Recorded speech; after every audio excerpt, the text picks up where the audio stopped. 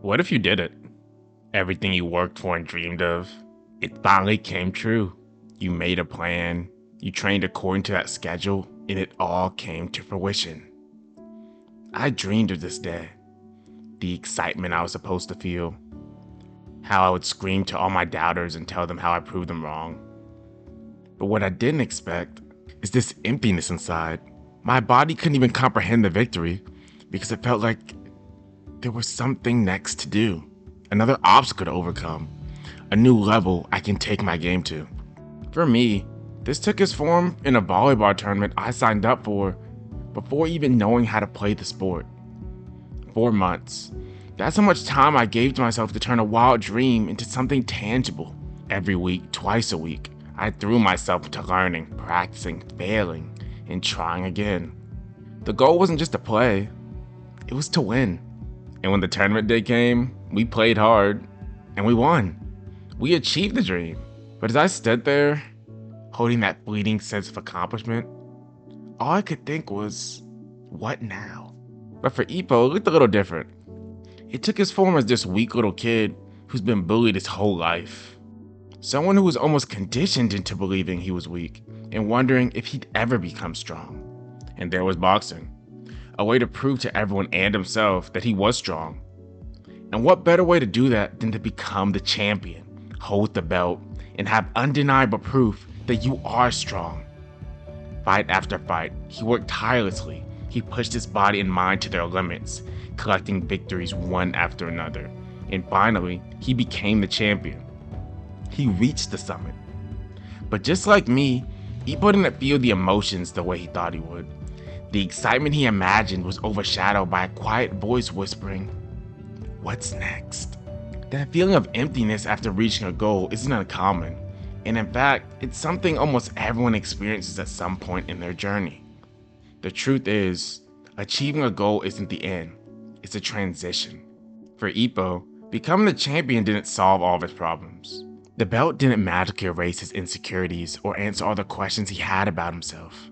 Instead, it introduced new challenges: the pressure of defending his title, the weight of living up to expectations, and the fear of losing everything he worked so hard for. And for me, after the emptiness faded, I was left with the one question I had avoided for so long. What do I really want at this sport? It was an uncomfortable conversation, but as I let myself sit with it, I started asking all the right questions. At 26, would I go back to college and try to compete at the collegiate level? Would I be willing to take a leap and test my skills overseas, pushing to see how far I can truly go? Or could I find peace in playing recreationally, competing in local tournaments just for the love of the game? In just a short amount of time, I have truly fell in love with the sport. And as I continue this conversation with myself, I decided that I will train like I'm going to the Olympics, but also just try to enjoy the journey. Because the joy I felt training for that tournament, that's something I'll remember for a long time. It wasn't just about the competition, it was the process. The hours of practice, the setbacks, the doubts, the breakthroughs. That was the real experience. But what happens when the journey ends? When you finally reach that goal? Well, I think that's what I'm struggling with right now. And the solution to that problem has to be, you need a why. Why do you wake up in the morning and do what you do? What drives you? For Ippo, the why wasn't just about becoming the champion. It was about becoming stronger, both physically and mentally. It was about transforming himself into someone who could stand tall in the face of any challenge. And even after he won the belt, that why kept driving him forward. What about you? What's your why? Is it tied to a single accomplishment, or is it rooted in something deeper?